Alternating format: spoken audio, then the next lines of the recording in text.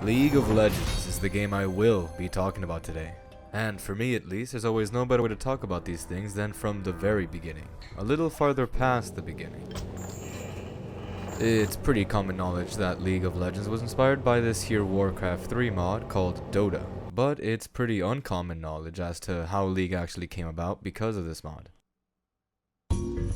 This story starts in the mid-2000s with Mark Merrill and Brandon Beck. Is that really their name? The two of them are college buddies that studied business together and had become great friends due to their shared love of video games. They loved gaming together so much, in fact, that even after college they would continue talking and playing games with each other whenever off from work. And it was around this time that a thought would pop into their heads. Why not work on a game together? Of course, being business majors, neither had any experience with development or any real computer programming skills for that matter. But, well, as life would have it, they would still get involved in game production, albeit as advisors for companies. Through this line of work, they would eventually be reached out to by somebody who had just purchased a company and needed pointers on how to go about rebuilding the place as well as what to pursue. So after taking up the offer, Brandon and Mark headed over. While there, they would end up talking a lot about games that could be developed and how to go about making a company. Though this meeting would end pretty quick just like any other, the things they discussed would stick to their heads, eventually ending up with one day, one of them deciding, hey, why don't we make an official Dota style game? Turns out the two had been getting into the mod recently and thought that there was something really special there that could be built upon. Now, before I continue the story, I think it's extremely important I go over what exactly Dota was, since without knowing it, some of the things they do might seem a bit strange. Well, that and the amount of work it took to get this thing running isn't going unused. What am I looking at?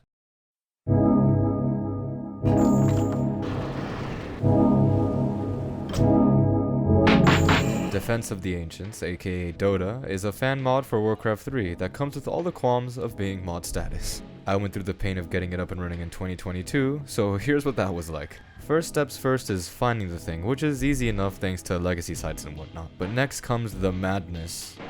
Or not, that depends on you.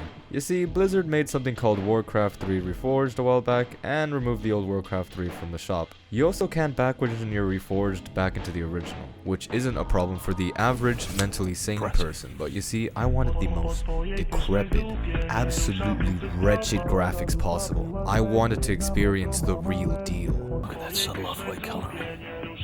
The tasteful thickness of it. Oh my god. Something wrong? Patrick?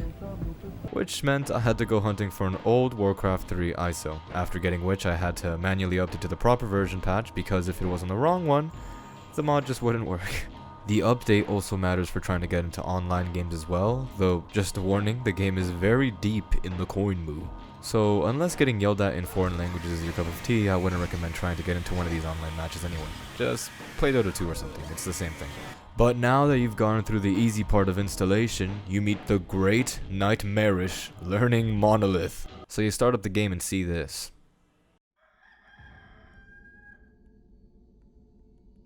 Look, I've never even seen gameplay of Warcraft, let alone Dota, so at this point half my brain was pouring out my eye sockets. I was truly in some uncharted territory. What you're looking at here is the champion select. Since this is a mod inside a game, there is no actual way of setting up a proper champ UI, so instead you click around these houses to pick your champion. I just kept flipping through designs until one spoke to me, and then the game began. This place feels like a fever dream. Since I have absolutely no clue what the hell I'm doing, I just sorta copied the bot's actions. Tried to blend in, you know, and I think I was doing a pretty good job. You probably couldn't even tell the difference between me and an easy bot. A thing I forgot to mention during the installation is something called War Key, which lets you rebind your keys so you don't look like a freak of nature while playing this game. So yeah, after playing a bit, I can safely say this is very MOBA. In fact, this is progenitor MOBA.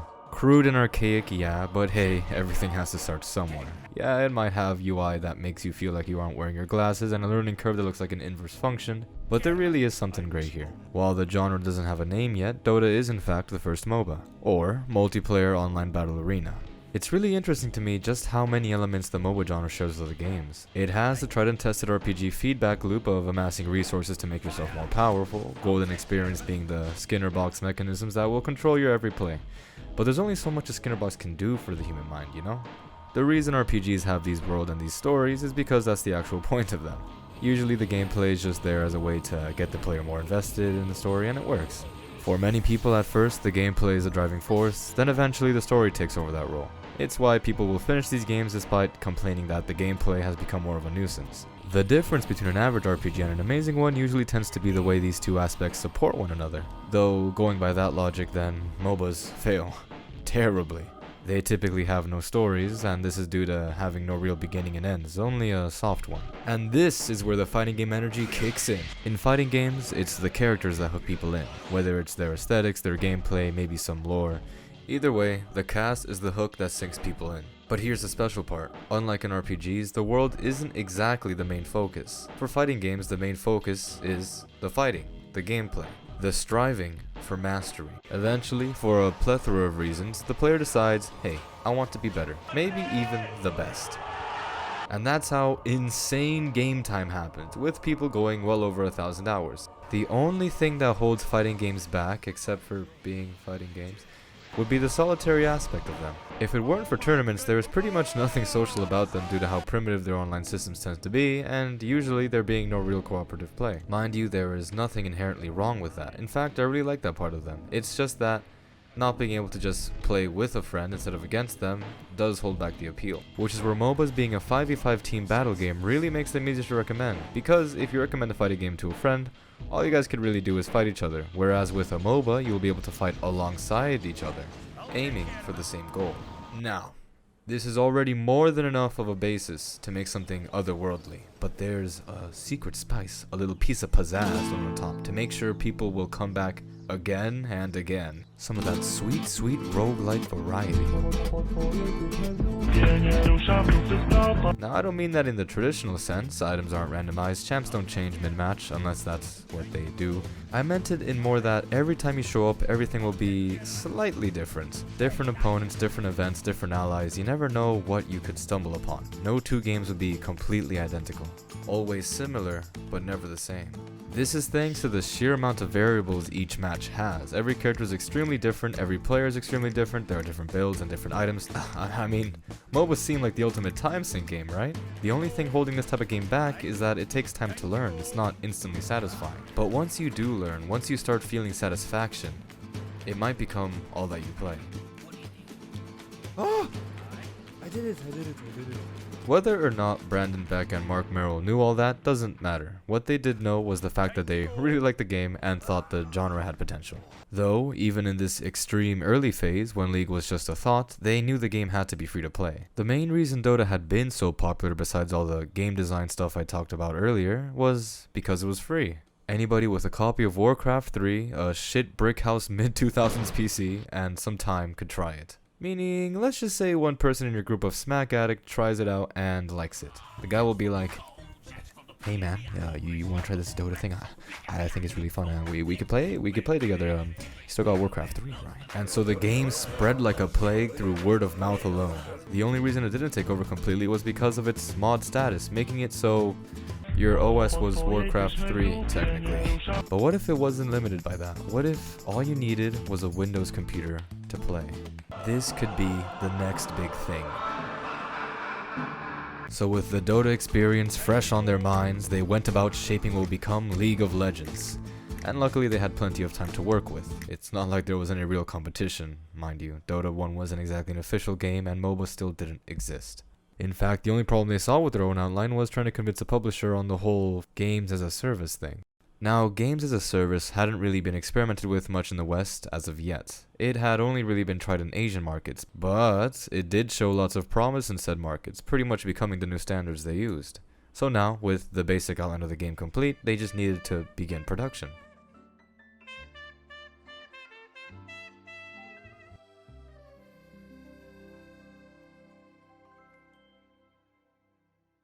First things first, they're going to need people who are willing to work and have experience with this type of game. So Merrill and Beck went and hosted a Dota tourney at the local college to see if they could get some people on board. Some real Dota fanatics. Which didn't go exactly as planned. Most people that showed up had no clue how to even play. All but one. A man named Jeff Jew. Wait, For real? He would go on to become one of Riot's first interns, and thanks to him we have knowledge of just how ghetto the going-ons really were around that time.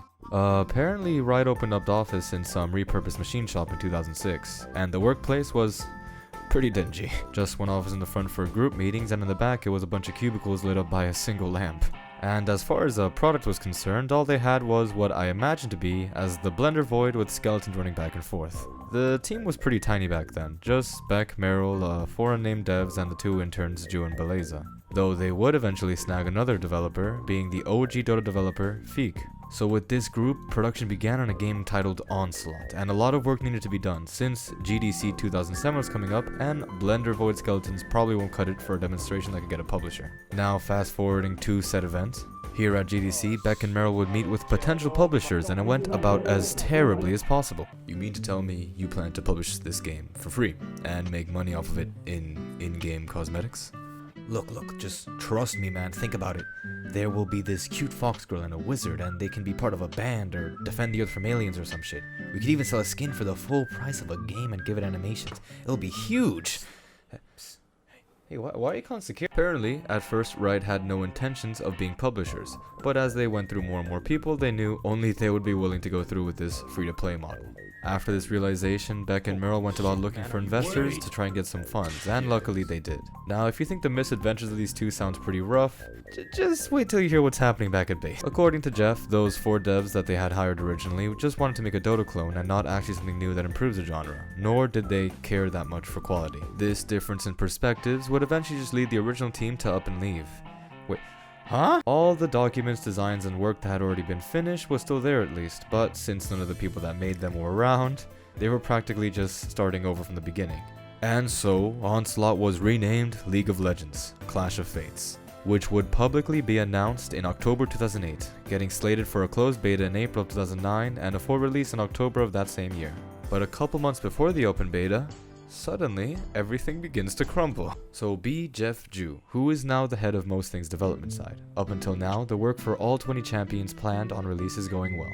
Then, a text comes in. Yo, bro, I think we might have a problem. So, turns out, we are gonna need at least 40 champions. We've done a lot of testing, and 20 is just way too little for a game like this.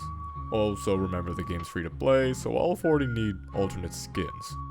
Yeah, I know the open beta's right around the corner, but the game just isn't playable with only 20. Sorry.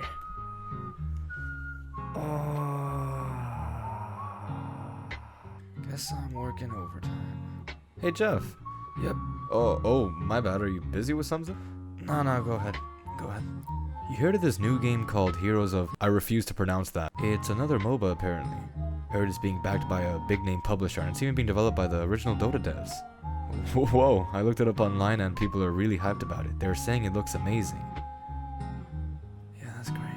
No way! Dude, it's gonna have an open beta and release a couple months after we release.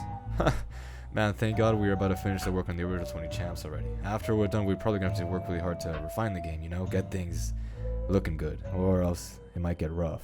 Well, what do you think, Jeff? Jeff? Hey, Jeff, you good, man?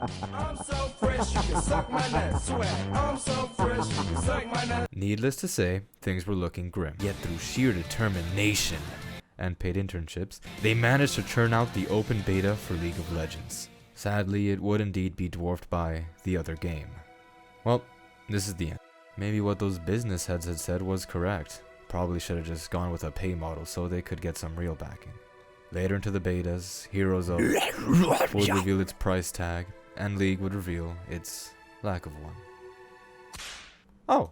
And so, with new hope in their hearts and a quickly drawing deposit of funds, League would be released on October 27th, 2009.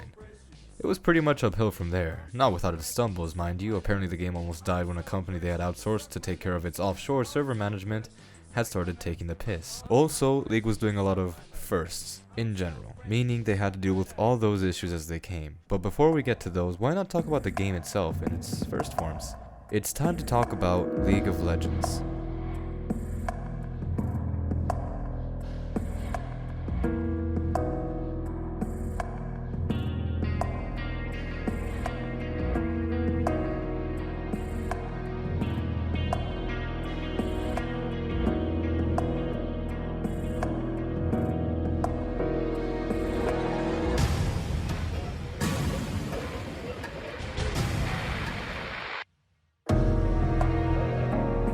While I really do wish I could speak on specifically its first variations, due to Chrono Shift being snuffed out, that's not going to be possible. At least thanks to videos and mods I can sort of comment on things though. At first the Rift had pretty hard Wild West energy. It was brand new, nobody knew what was going on, everything was just sort of the way it was.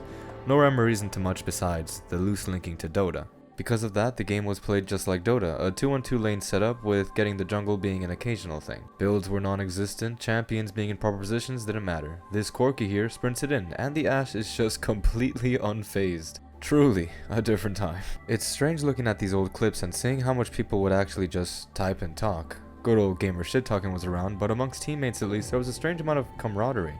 At first there were only the original 40 champions, a lot of which are still the exact same today, minus the needed graphical tweaking.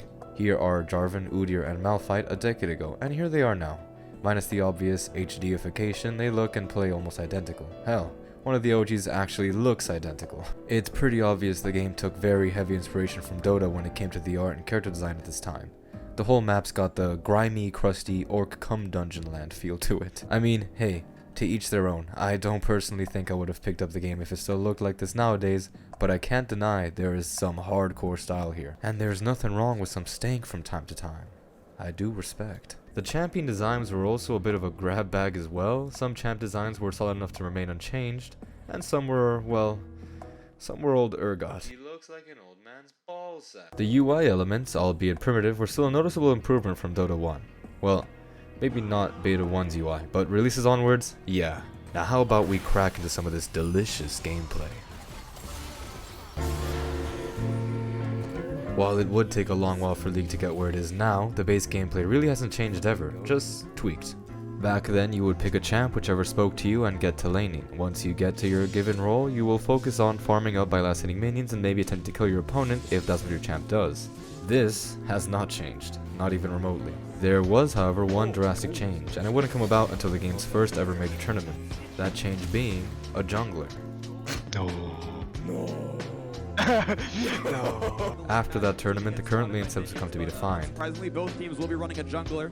Those being top, mid, jungler, support, and carry. Now, although the role meta would be decided, it would take a while longer till the champion meta was, for a plethora of reasons actually. Most of the champions Red had made up to this point never had a role, they just so happened to fit into roles after a while. And slowly, as more and more champions would have a main role, the roles themselves would become more defined. This is where my favorite thing about League would become realized. Each and every role was playing a separate game from each other. Queuing up for top was a completely different experience from queuing up for support, jungle, etc. So how about we take a look at these different roles. In top lane you would face off against primarily one, maybe two opponents. If you wanted a true 1v1 lane where skill, matchup experience, and game knowledge mattered, then you would go here. I would say this role has the most raw gameplay of them all, and due to its map position, what happens up there doesn't tend to affect the game too drastically until later on. Some people like comparing top lane to an island, and even more people like complaining about the demons that reside on that island. You see, due to its lengthy setup, the champs that would take hold here are ones that specialize in dealing with long drawn-out engagements that typically can just maul each other if need be, or tanks that can endure the beating these brutes can dish out. Moving down, mid lane, while really close to top's gameplay, offers a more explosive and quick style due to where it is on the map. Being half the size of top and right dead center in the middle, high mobility and damage, or more utility and area denial, become important due to its ability to affect pretty much anyone on the map as well as be affected by the map. Control mages and assassins run rampant here. Moving as low as possible, in the bot lane there are two roles that must work together. The carry, which is usually extremely weak early on, but will be running the show in the late game, hopefully. And the support, which is tasked with making sure the carry scales out into the late game. For carries there are two types, marksmen who deal high consistent damage from a longer range, and mages who only ended up here because of how good they are at bullying marksmen. Now for supports we have hard engagers that want to make the carry fed by handing free kills on silver plates, or enchanters.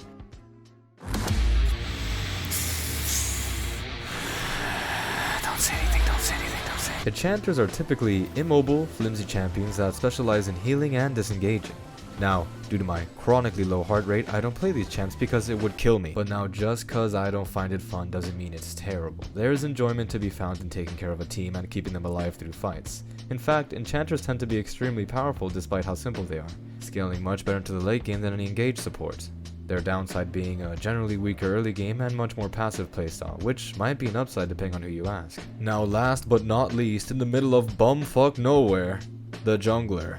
Easily the hardest to get into role and easily the most important. The jungler is tasked with killing monster camps and ganking, which is that thing that laners swear they need more of, only to start complaining once the enemy jungler is fulfilling their request. Can you get alive? Now, mechanically speaking, the role is simple, brain dead even. There is no enemy jungler, hopefully, in direct contact with you throughout the game, and there is no risk of missing out on farm because you failed to last hit. But these mechanics, or micro, don't really matter too much. It's mostly macro that matters, or the long-term results of your actions. Macro is where the bottomless skill depth comes into League.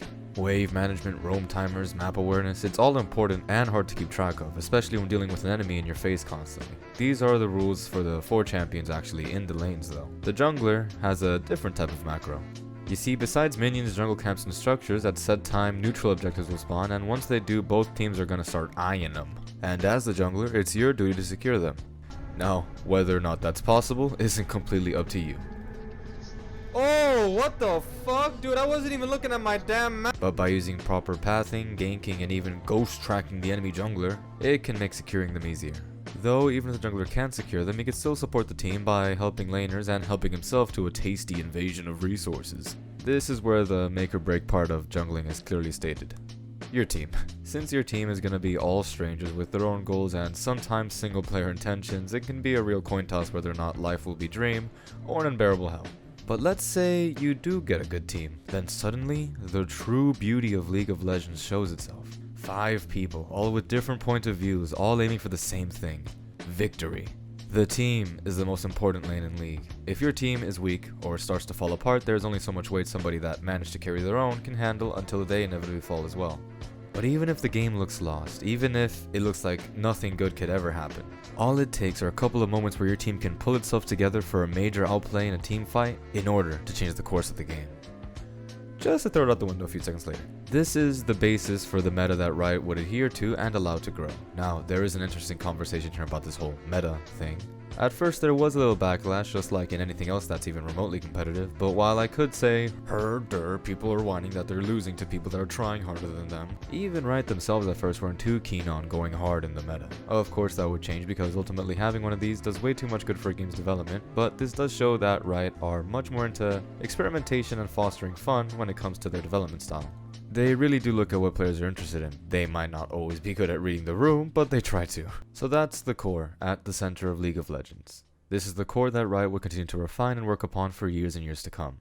I'd say to the point now where if it wasn't for these leaks of the old league, the game's pretty much unrecognizable. So how about we take a look at some of these more important changes and design shifts to see how we ended up where we are now.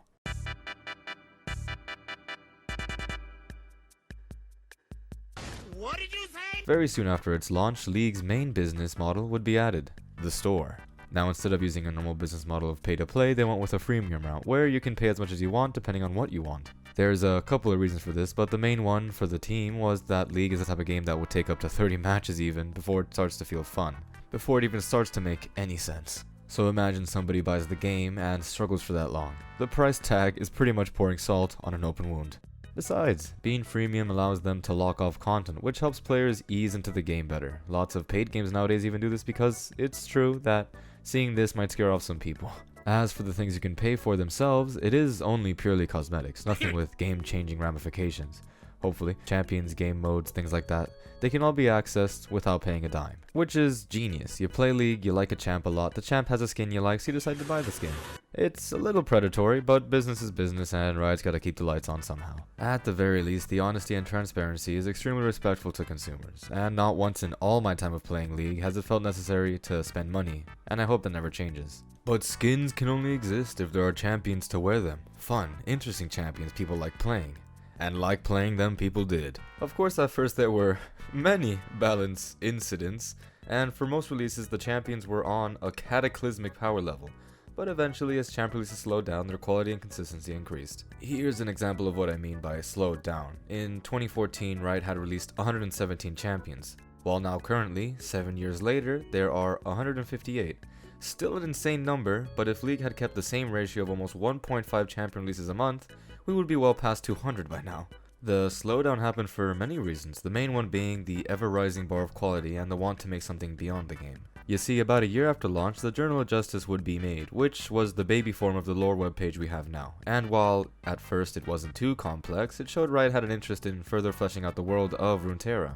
They wanted it to feel more alive, more lived in, and the best way of doing that is by making characters that live in said world. It's thanks to champion releases that these locations would become developed, which in turn would allow them to further flesh out champion releases. As the world became more complex and realized, so would the champ design. Now whenever a champ is made, they come with a song, a short story, splash art, a cinematic, sometimes even a whole event.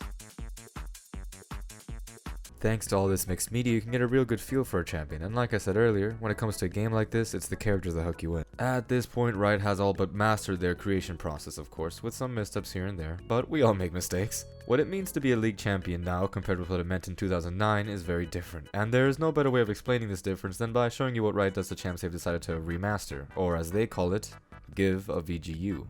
So many of the original champ releases were a little, how you say, Obama Sonic, which at first was fine when there was no world, no stories, no 117 million active monthly players, but now these things do exist, meaning a lot of these certified hood classics aren't exactly up to date anymore. Let's take Volley and Fiddle for example. At first they were fine, League wasn't trying to be the prettiest looking game and they fit in pretty well with the old style. Their gameplay moves, while extremely dated now, worked well enough back then. And between voice lines and gameplay, there was enough to carve out their character a bit. The problems really start cropping up when you compare them to the champions they're related to and what they are actually supposed to be in the new lore. Fiddle is supposed to be scary. And Volibear is one of the 3 gods of the Freljord. These are the other 2 gods. Yeah, Anivia is a little plain, but look at fucking Orn.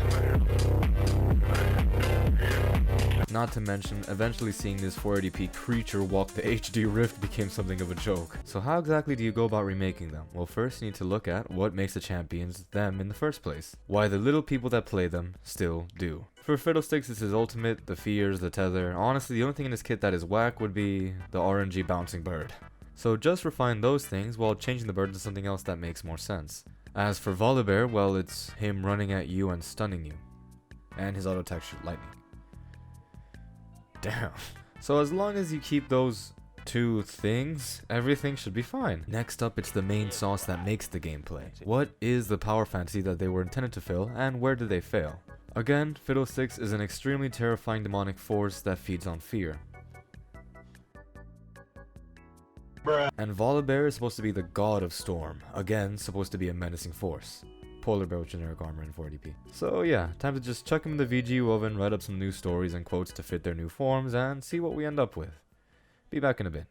Alright, let's check on Fiddlesticks. Should be cooking up pretty well. No!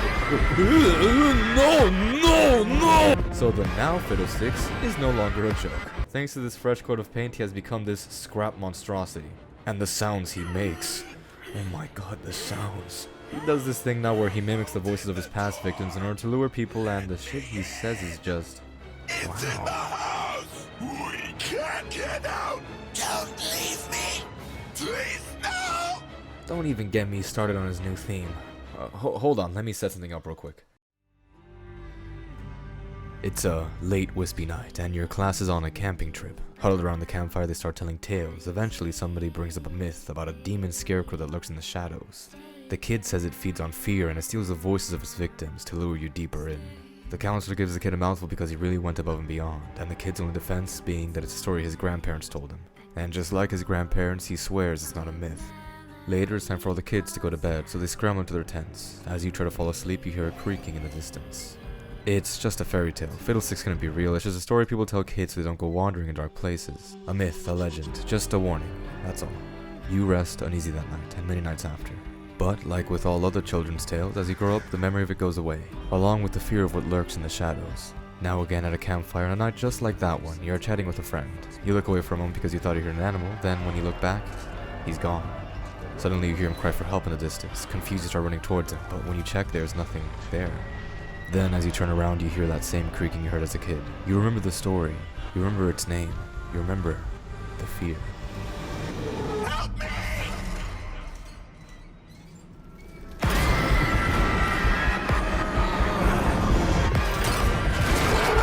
Yeah, I think that's a pretty apt description of how the song sounds. Another thing about these VGUs is all the skins need to get remade. Though I think Fiddlesticks has a special case, because for him, all the different aesthetics and styles make him feel like something that's unescapable, like he exists everywhere.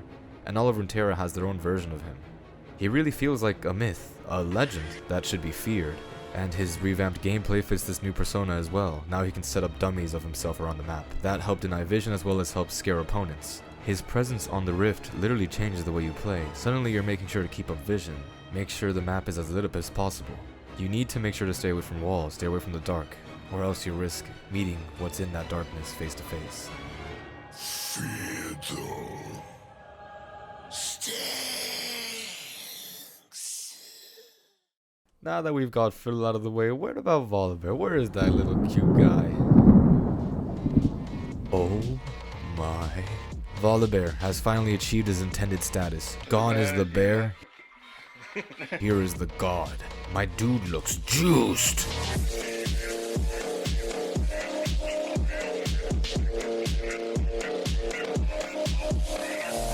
He looks as powerful and imposing as an Arctic hurricane. In this final design, he's got some really heavy Norse inspiration. The eye specifically gives him the Odin look.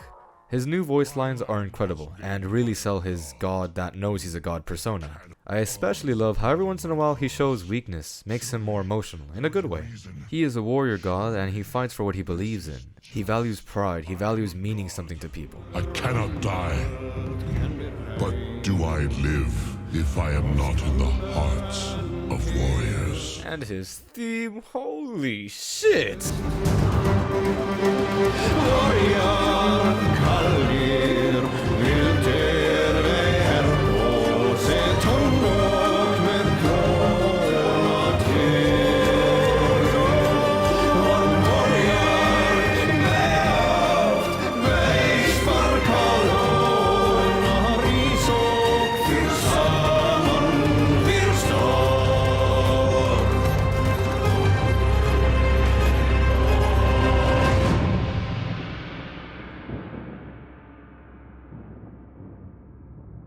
Which fits his gameplay really well. While yeah, the flip might be gone, his new animations and moves make it feel like you are actually just mauling anything that gets near. And the addition of actually calling down a storm now is pretty incredible.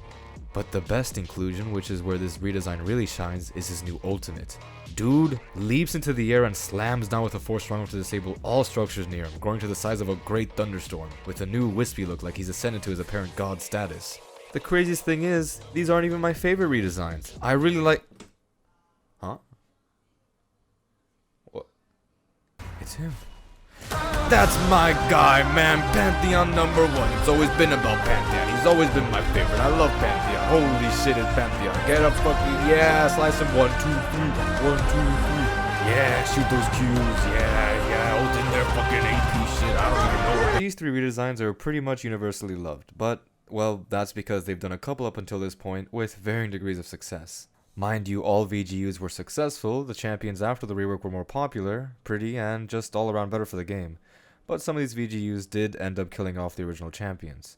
Old Mord used to summon a dragon. I fondly remember playing him actually, and I love the new Mord, it's just that I miss my beloved.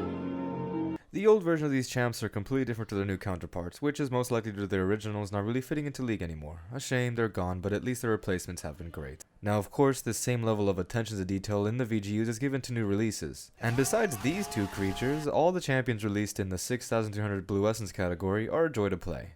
Maybe a little toxic, yes, but always fun. Look at Seth for example, he came out not too long ago I think. Has it really been 2 years? His whole gimmick is that he's the boss, and he'll beat the shit out of you. When making him, they were aiming to make a simple champion, and they succeeded. He is one of the simplest, most self-explanatory champs in the game, but his simplicity is extremely smooth. And it's the smoothness that's missing from a lot of older releases. When I played Cho'Gath, it feels like my ping is at 5000. The poor guy's just clunky, and not in the he's supposed to be a big clunky kaiju, it's more like I'm 80 years old, my body don't work. Feeling old isn't a very fun power fantasy, though I'll be honest, I did use Set as an example for a reason. Let's just say, out of all the new champ releases, they don't tend to get much more, simpler. Set's really been eating his vegetables. And his Kakarots. Alright, Go cool off for a bit. Set's E, Facebreaker, grabs enemies on either side So for a little context, there's been a correlation between League's age increasing along with its new champions' move descriptions. Probably the most egregious example of this is an ADC called Aphelios that uses 8 different guns, each with their own abilities and ammo, and instead of normal UI, you see this on your screen. And instead of leveling up abilities, you level up stats. Here's the overview of all his abilities, and here are Ashe's. Obviously, on release he was broken, though pretty difficult to pick up and play effectively. Still smooth even if you had no experience, but to do the terrorism shit he was known for, you had to do a little practice. Of course, there was community backlash. The champ had a 100% presence in professional play, it tore up the meta. Then suddenly, fresh out of Twitter, a writer would get into an argument where the now famous line, 200 years would appear. Pretty much what happened was a one trick was complaining that the game is unbalanced and that Wright should listen to the people that have thousands of hours on one champion to get a better feel of how to balance them. And the writer just responded with, Being good at playing a certain character in a video game is valuable, but I think I will take the 200 collective years of professional game design experience. The internet then took this and sprinted off into the mountains. Now whenever anything broken, unfinished, or just plain bad happens in League, 200 years is followed not too far behind. Aphelios and his 22 abilities being the forefront due to how absolutely ridiculous that champion can look. Funnily enough, you would think they might, maybe take a chill pill with the new champions, but no, they just kept upping the ante, and honestly, I love that. These 3 champs came out well after Aphelios and can all commit war crimes. Samira is playing a different game. Viego runs around the place killing people, possessing their bodies, and becoming that champion with all the abilities except the ults. Except, he gains a reset of his own ulti whenever he's inside of one of these bodies. And Auction has like 50 different passives. Guy can go permanently invisible, has double auto attacks, a shield, max health damage, revives people, track people without vision, shoots you from across the map, grapple all over the place, has a kill streak mechanic. He's legit just running around twerking on the competition, and it's so fun. All 3 of these champions are part of my most played. They are some of the most fun I've ever even had playing League, in fact. Stuff like this, Show Riot really does value fun and sauce above all. Even the map and its mechanics keep getting scrambled come a new season. At first it was simple stuff, flesh out the jungle more, add more objectives, but then they started altering these objectives, making the objectives transform the map, give your champions new passives, make getting the big Drake make you shoot a fucking laser beam that insta-kills people when they reach a certain health. Most recently they added bounties and 2 new dragons. The bounties make getting gold a lot easier, but the new dragons are just insane. One adds portals to the map that teleports you, and the other makes the map start stealthing you. I actually really like the portals, they're fun, and thanks to some troll technology you can even manually disable them. But the stealth on the other hand, whenever this shit pops up on my screen, I suddenly don't want to play anymore. The dragon special effects are also really overpowered compared to the others. One makes you a zombie. Honestly, it doesn't really feel good to play with or against. Man, just remove that Drake completely or just like change it or something. As for the other dragon, it gives you the passive of an old item called Static Shiv. Static Shiv was one of my favorite items, so seeing it back in a new form is pretty nice. Of course, it's a very juiced version of that passive, and whenever this thing is active, it's pretty broken, but at least it's fun. Unlike Grinch over there. The thing is though, no matter how much absurdity Riot adds to their base experience of Summoner's Rift, the game always maintains a relatively high level of seriousness and balance. The game, after all, is an esport, one of the biggest around in fact. I think it's in the bed. Oh, Baker maybe in trouble here. Deathmark tries to clean it up for Ryu. Oh, look at the cleanse. Look at the moves. Baker, what was that? Trying to take the Nexus down.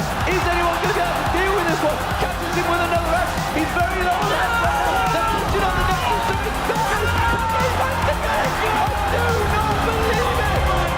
He's stuck in there. On Nexus. KT's on the red. Who's going to win? The Shy will not. Kang looking to come in. Here comes your initiation. There is oh my God! Baker Shockwave! Fight is all it took for the Twitch Pocket. There they go. Chronicles against it. Disjure. There is a ball. Challenge takes the lead. 18 Dynasty is over. All hail the new king. Samsung Galaxy, your 2017 World Champion. Oh yeah!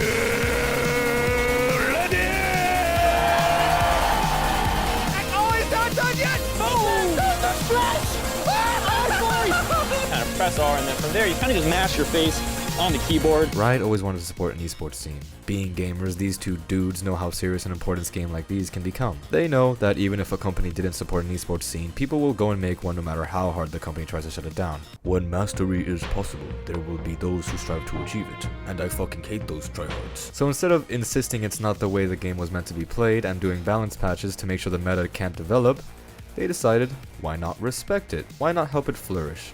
Why not just help make the esports scene yourself? And help make it they did.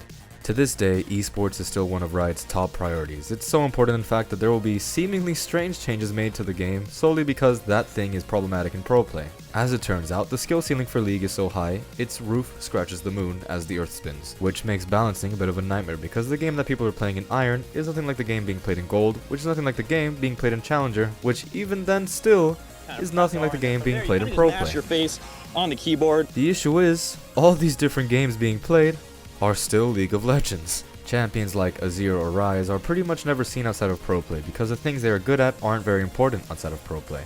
The main thing that changes as the skill level rises in League besides mechanics is awareness, knowledge of what is actually happening on the map. Raw mechanical skill can only go so far. There comes a point when awareness is needed because you and your opponent aren't the only people on the map. It's a team game through and through. The only difference between solo queue challenger and pro play is that pro players have direct communication with each other, they always play with each other, and they can get accustomed to each other's playstyles, which is also true about the opponents that they will be facing. In solo queue, your opponent could be Turret Smasher 69, who gives absolutely zero fucks about anything and is playing like a psychopath. And sometimes you will end up with Turret Smasher 69 on your team and have to deal with his psychotic tendencies, which are completely beyond your control. Honestly, that's one of the main reasons I never play the game solo, only playing whenever my friends are on pretty much. Game can just function better when you have communication. Though, whether you play with friends or not, there will come a time when you get a little burnt out of Summoner's Rift. I want to try something else for a bit. Something less stressful, something more fun. Well, another big feature that was added soon after launch was separate game modes. The first one being Twisted Treeline. Twisted Treeline was a 3v3 more skimmed version of Summoner's Rift. It's always kinda hard to describe where these types of game modes go. They aren't exactly full on for fun, but they aren't exactly as complex or intense as a competitive mode either. On release, Twisted Treeline was actually played and would continue to be played. Not that much, but it was enjoyed by a few players. Of course, Riot would try and breathe some more life into the mode by remaking it, but despite their efforts, they just couldn't get it to stick. And after a while, they stopped trying to make it stick because they realized something. Ultimately, all that would come from having Twisted Treeline be as popular as Summoner's Rift would be leeching of resources away from the main game mode. While it was around for a while, ultimately Riot would shut down Twisted Treeline, removing it from the game entirely. This is the exact same fate that would befall the other game mode they attempted to make, called Dominion. Now this was a 5v5 mode where the goal was to capture points on the map that would deal damage over time to the enemy's base. It was a really interesting concept, but was pretty much dead on arrival. It had a third the lifespan Twisted Treeline had and never got any second chances, right? Just sorta swept it under the rug, which is a bit of a shame. I feel that something like this could be really interesting now, with how much the game has changed, but because of the problems I mentioned earlier, I highly doubt they would ever bother making something like this again. There was, however, one permanent game mode that did stick, though it wasn't made by Riot, it was made by the fans. All random, all mid. This was the thing people would ask for in Champ Select sometimes, which would be followed up by shut the fuck up or yeah, I'm down. ARAM from there would grow into a more common occurrence, becoming popular enough for people to start making custom games solely with the purpose of playing ARAM. Riot would catch on to this and decide, hey, why not just implement it fully? And so they did. And to this day, ARAM is the only permanent game mode that has managed to stick, mostly due to it not having the same issues as the other game modes. It wasn't trying to be a serious mode, just a for fun one. It's legit a random clown fiesta 5v5 in the mid lane. ARAM is also different and jokey enough to be a completely separate experience from Summoner's Rift. It wasn't a non-Summoner's Rift mode, it was ARAM. Now, knowing how problematic multiple permanent game modes can be, but still needing something that could bring variety into League, Riot would experiment with something new. Rotating game modes. These come in a variety of types, sometimes linked with events, sometimes just reoccurring due to popularity among players. I'd say the most famous of these would probably be Ultra Rapid Fire, or URF. It's based off of, again, a fan creation. Pretty much somebody had just cranked the cooldown reduction on moves to the maximum, and to many players' surprise, the game was not only still playable, but extremely enjoyable. This is pretty much the MOBA equivalent of a turbo mode or playing patty cake at Mark 5 with knives. Some other game modes that, while not as popular, are still loved by players of the same are One for All, which gameplay should be enough to explain how this works, Ultimate Spellbook, which is a game mode me and all my friends don't like but seemingly keep returning to, and all the game modes tied to events, which tend to be the most exciting ones of them all, due to having custom maps and drastically changed gameplay. The only one of these I've gotten to personally experience was Spirit Blossom's Nexus Blitz, which was, from what I remember, extremely fun and creative. It was pretty much a larger repurposed Twisted Treeline map that had randomized minigames going on throughout a match. These minigames were either funny, hype, or a mix of both. Besides the minigames though, I'd say my favorite part would be what would happen if the game took too long. Both Nexuses would peep the fun, then decide, screw this, I want to join in. What would ensue was an all-out brawl between both teams while trying to defend their giant kaiju Nexus. Honestly, this is pretty amazing stuff, and I see the same things being said about the other game modes, like the Project one and the Darkstar one. It's a shame that not every event gets its own game mode, but at least the ones that don't get map changes or announcer swaps. Besides those, the only other PvP game modes are the full-on meme games that just pop up once and never again. Like Nemesis Draft, where you pick your opponent's champions, which I am thankful existed because that is the funniest concept I've ever heard. And definitely not Dominion, which keeps me up at night, making me wonder what that game could have been. So that just about concludes the PvP game modes, but what about the PvE game modes? That's right, Riot also experimented a bit with those as well. It started at first with Doombotch, which is a joke mode where you would just fight against the stupid AI the game has, except they would cheat and become more ludicrously powerful as the game went on.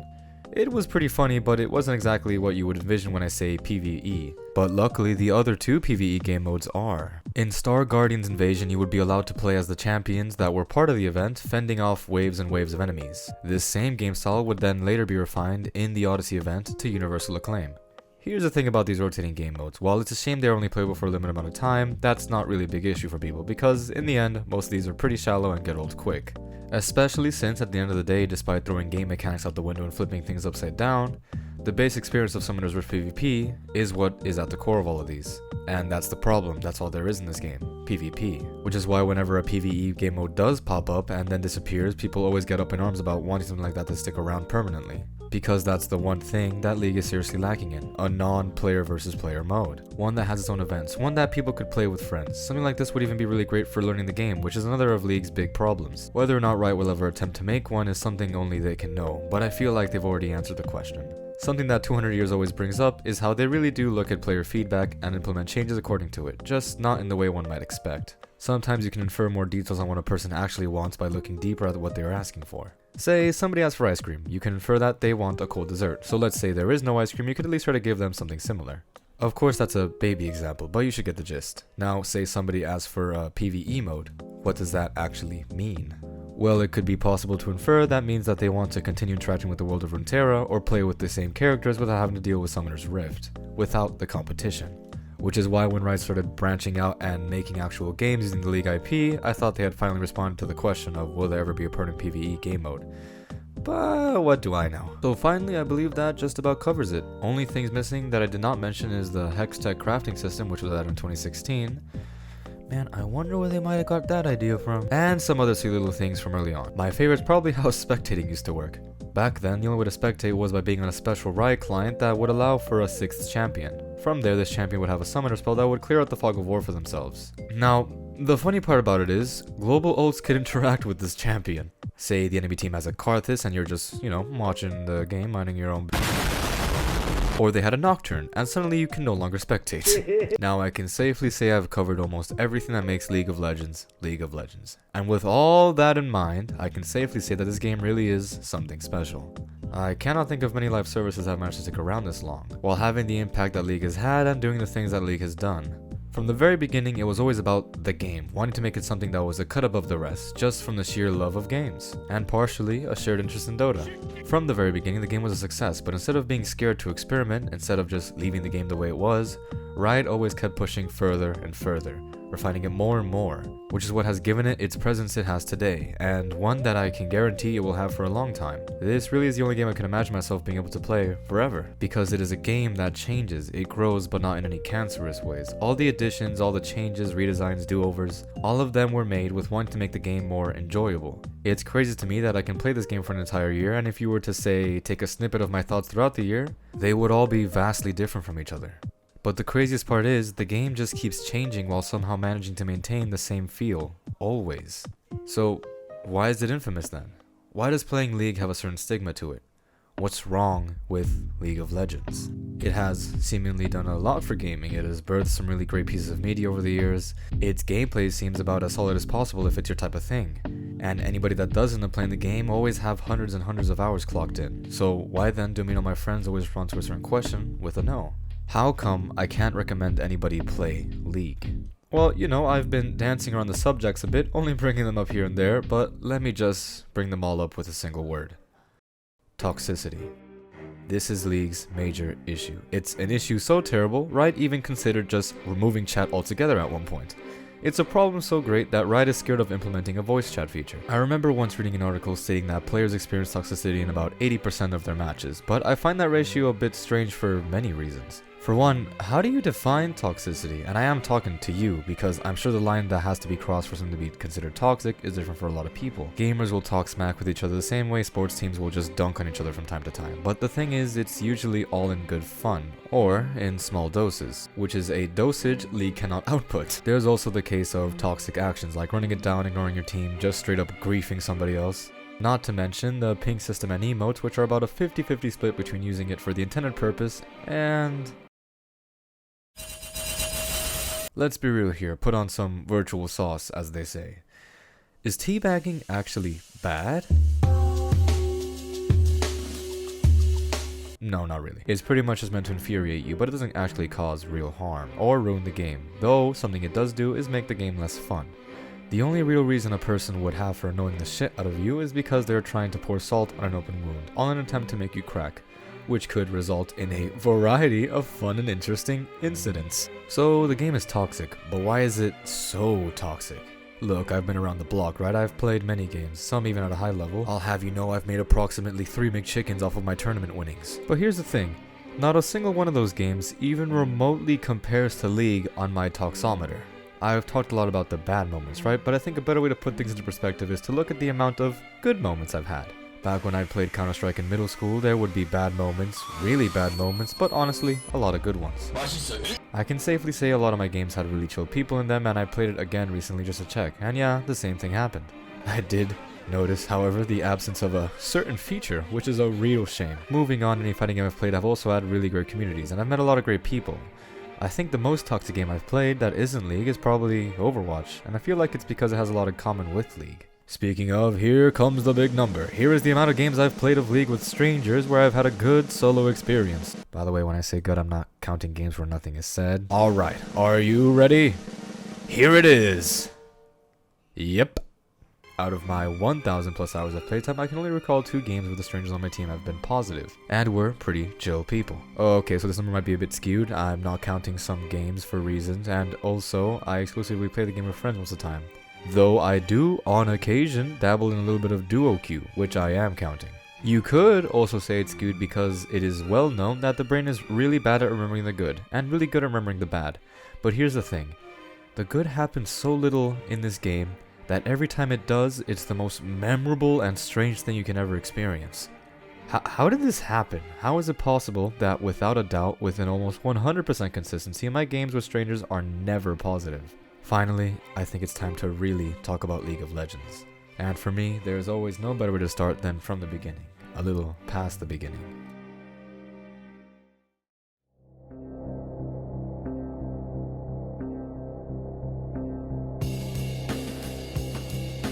The main way people get into League is because a friend recommends it to them. That's how I got into it, that's how a lot of the people I know got into it, and I'm sure that's how many of you got into it. For those of you who stuck around, it might be hard to remember those early times, and for those of you who dropped the game, then you already know, perhaps a little too well, what I'm about to go over. The new player experience in League of Legends isn't just bad, it's terrible. In fact, this part of the game is make or break for pretty much anyone that plays it. The game's tutorial is serviceable, it's flawed in a million ways, and could use a ton of improvements, but for what it is, being the very extreme basics like inputs and abilities, it works. In a perfect world, there would be a proper tutorial system. Maybe a separate one for each role, maybe one that explains how some of the classes in the game work. It could even unlock Flash and explain its purposes from the very beginning. Perhaps, and this might sound crazy, have the bot team in bot games have a jungler. But no, that's not how learning League works. Instead, it's purely reliant on your willingness to climb the great learning monolith. That's right, this learning curve that Dota had is back. And it's back with a vengeance. As it turns out, when all the tutorial says is these are the buttons, this is your goal, and proceeds to incorrectly show you how the game works, yeah, it's pretty difficult to get a grasp of the game. Imagine if, in order to get your driver's license, you had to complete a boating exam. As a new player in League, you are tasked with learning how the lanes work on your own, learning how to build properly, learning the difference between the 158 champions, learning how your own champion functions, learning how to lane, learning what objectives do what, figuring out control words exist, looking at this map, and God forbid you pick jungle, because not even the bots acknowledge this role's existence. Here you might say, no, you don't have to learn any of that. You can just take the game at your own pace, and I agree, that's how it should be. But whether that's what you agree with or not, doesn't really matter, because seemingly every person on your team insists that you need to learn these things now! Instantly without having any experience, you serve no higher purpose. Skill disparity is another pretty problematic thing for new players as well. It takes a while for the MMR system to settle you in a proper place, so it's pretty likely you will face many smurfs or experienced players that for a variety of reasons have decided to start from a fresh account. This will most likely lead to getting stomped by your opponent, who will then go to stomp on your whole team, which then will go on to stomp on you for letting that guy get so fed, even though they're pretty much getting mad at a preschooler for losing a fight against a roid monster. This problem also comes up when playing with friends that are not on fresh accounts, because then most likely the players on the enemy team will be a completely randomized grab bag of skill level. The only good thing about starting out League is that thanks to the many data tracking websites and the more streamlined metagame, the information really is all out there. Something that bothers me when trying out other MOBAs is that finding reliable information can be pretty unreliable. Of course, there is something to be said about the loss of the willingness of players to experiment when there is such a heavy focus on the meta. Mind you, when someone wants to test out the waters and they're pointing at a volcano, people are going to be like, hey, could you not do that? I don't think Sona Jungle is the play. If it's ranked and someone's bringing out some strange crackhead technology, it's understandable why your team would go collateral. But say it's just a draft pick game that's only really there for practice, it is a shame that people will just not be willing to experiment a bit. Mind you, I am one of those troll technology enthusiasts. You see a volcano, I see a good time. A valuable learning experience. I also don't complain once I'm in the volcano. Listen, if you're bringing up the troll technology, don't expect it to go well, and don't complain when it doesn't go well. Luckily, there is a simple thing you can type in chat in order to make your life much easier, and let you experiment to your heart's content. But instead of doing that, how about for once we actually listen? What exactly is going on in there? What made this the most common phrase people type in chat?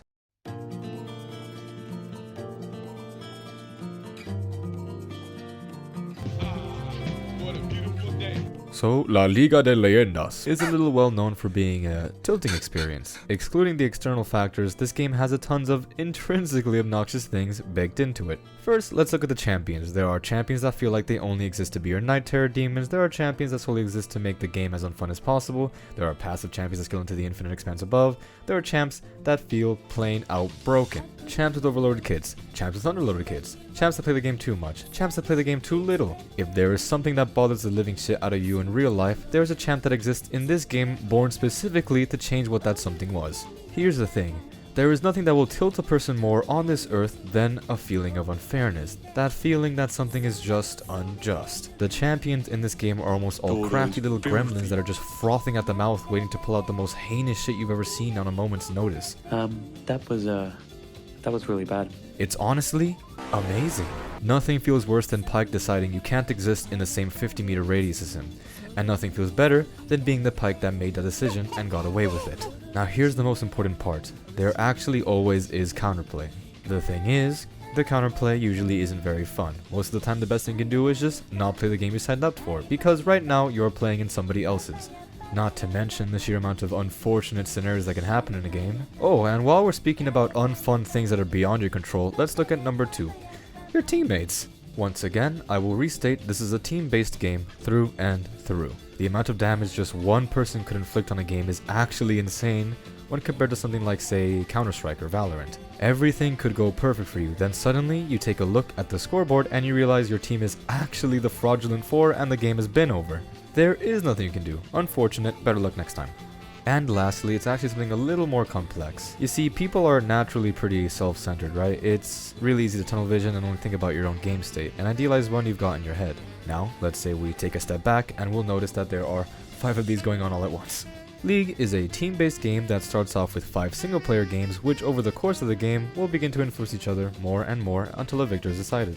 This single-player energy being amplified by the fact that every champ in this game has a really strong power fantasy going on, and they all feel like main characters. None of this is bad, mind you. I actually believe this is what makes League such an amazing game, and it's extremely impressive that the design team managed to make the champions feel important and impactful. I'm just bringing this all up to make it more understandable why so many misunderstandings can happen. Auto-attack this bitch! Auto-attack this bitch! Let's say your jungler has no clue about wave states, roam timers, etc. Then goes for a neutral objective and gets pissed when the enemy that has priority in your lane, currently, shows up before you do, resulting in his immediate death, a missing ping, and the kind lady on the speaker announcing that a summoner has disconnected. So those are most of the internal built-in reasons why League can become a toxic mess, but even with all that, it's still not clear what drove the player base to reach such a high base level of toxicity.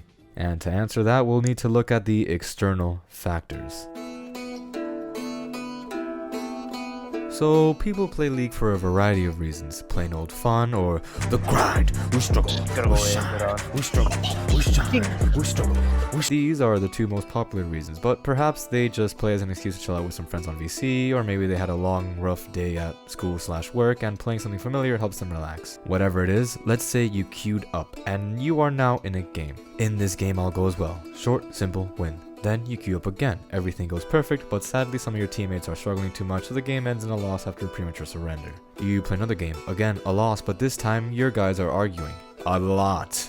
Next game you don't do the best and are getting berated over it. Loss. Next game you get autofill, do terrible of course, and your whole team hates you for it. Loss. Next game you play terribly, most likely due to burnout, but your whole team is doing really well. They refuse to surrender no matter how terrible the experience might feel for you. It then ends in a loss after 30 plus minutes, the whole time your team blaming it on you. Next game, you do amazing, but your team has a player much like you last game.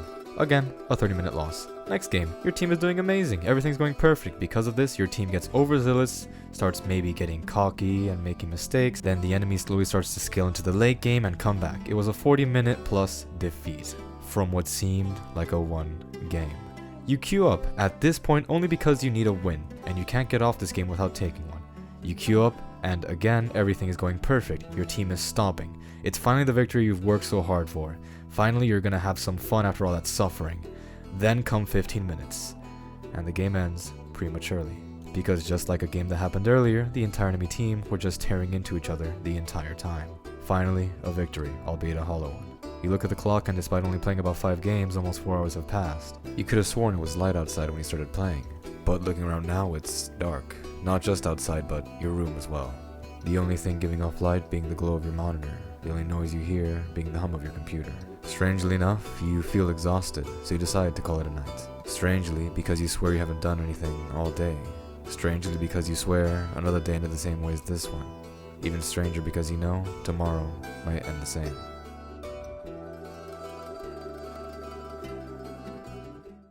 Now I'll just ask you a simple question. Would you have flamed in any of those games? Just let loose at least once.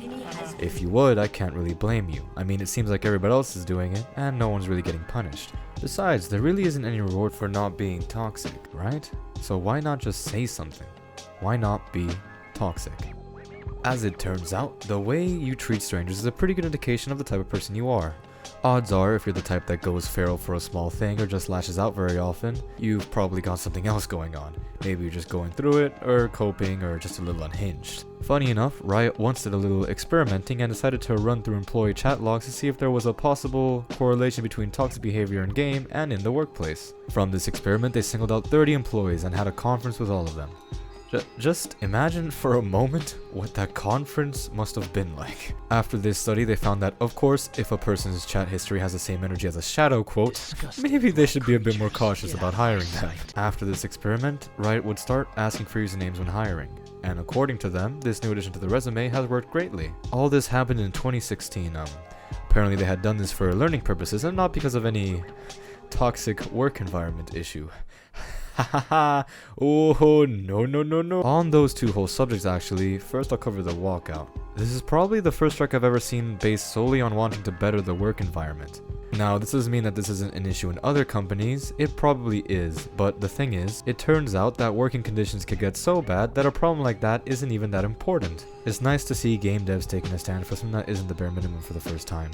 Riot was a little suspicious about handling it, but it was handled well-ish. Oh, and on that whole chrono shift thing, I mean, yeah, dude was on some villain shit. I don't know why they sent public enemy number 1 to handle things instead of the writer who had kindly mentioned when chrono shift first started, hey bro, don't do that. If you do, we'll have to take it down. Just letting you know before you waste any time making that. Sorry. But hey, who cares about any of that? Neither of those two events got resolved with you getting more gamer loot. Who cares about any of that self-respect and personal meaning garbage? I know what we really need. We need some goods, some rewards for the good behavior, right? Well, There's something in League called honor level. It's a way of tracking players that have behaved well, and at the end of the year, you will receive rewards based off your honor level. The highest being 5. Now, when getting to 5, you will get rewards as you pass levels, and every once in a while, you'll get a bonus for being 5. So, let's see what value Riot deems of an honor level 5 player. Somebody who ended the year with supposedly the highest rank achievable for being a good person. Look. This is my reward for being a super nice player on League of Legends. Are you ready? Yeah. It's gonna be hype. It's gonna be hype. Alright, 6 key fragments, an emote, and some ancient fucking ward. Let's go, dude. Here's to another year of being a good person. Your good behavior is worthless. You don't get anything actually worth any value. Those custom skin you get have remained there and have been the same for years now. Like, bro, it's nice you're acknowledging my accomplishment, but you've done it the same way multiple years in a row now. Even stranger than rewards, however, are the punishments or the seemingly none that happen. When you report somebody in League, you check some boxes, type some description, and then boom, your ticket is sent. To where? Nobody knows! Now mind you, I don't report often because, oh no, I care so much that somebody online is throwing a hissy fit or having a power trip. So whenever I do report, it's because I've witnessed something that went above and beyond. Anyways, here's how that whole system looks.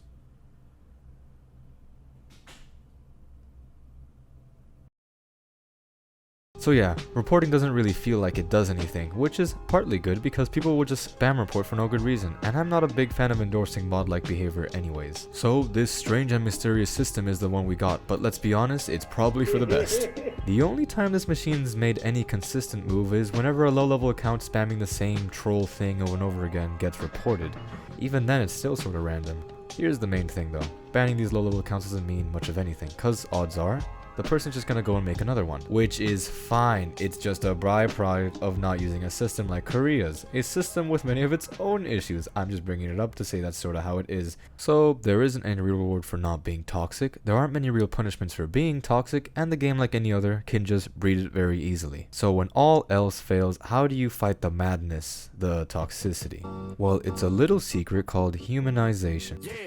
A shame League is a game with no built-in qualities that inspire that. No local events, no grassroots stuff. Actually, when it comes to humanizing your teammates, it does quite the opposite. It's a pretty simple concept, here I'll explain it. The more traits deemable human, the more a person will treat said thing like a human, which can mean a variety of things. This could even have the inverse effect for some people actually. Though let's just say it's a good thing, broadly. So here comes in the problem then. Say a person has no face, no voice, no awareness. Yeah, it's pretty easy to just treat a bot bad without any mental baggage, especially if the anonymity that comes with the internet makes you act a fool. Dehumanizing people also becomes even more common if, let's say, a person wants something really bad but they can't have said thing because of whom they deem to be at fault. If you've ever worked in food service or any customer service, then you should know exactly what I mean. Turns out not being able to satisfy desires will just make people start tweaking. Alright, so madness is on the rift, or maybe games in general, or maybe the earth in general. But there's this one secret that they don't want you to know. So now with all this context, I think I'll be restating a question I said earlier again. People play League for a variety of reasons. Similarly, writers have used the Groundhog's Day trope to explain many topics. Usually one of the most common is the nihilism that comes from the realization that this day will be just like the last, as well as the one after, and the one after, and so on. You can insert whatever variation of that idea you want here, whichever you choose they all agree, that repeating a task over and over can break anybody down. Especially when nothing ever seems to change, almost like it's beyond your control, a coin flip. Here's the thing, right? Practice makes perfect, but it's aiming for perfection that drives people mad. And with that very pretentious quote, I've just noticed this video is slowly derailing into the deep end. Oh my god, did I actually compare a game to the Earth a paragraph ago? How did this happen? How did we get here? Oh shit, I gotta fix this quick. Nah, bad knee reference won't get any good here. No, not an ancient one either. It started off so simple, man. Should have just said people like trolling and called it a day. Now I'm trying to answer these bottomless questions with no concrete answer. Gotta reel it back in. Gotta bring it down a notch. Man, how did I get here in the first place? How did this start? Oh, that's it. Hold on. Let me just crack this in here. Get this working here. Should go in no time. It was simple. All I had to do was.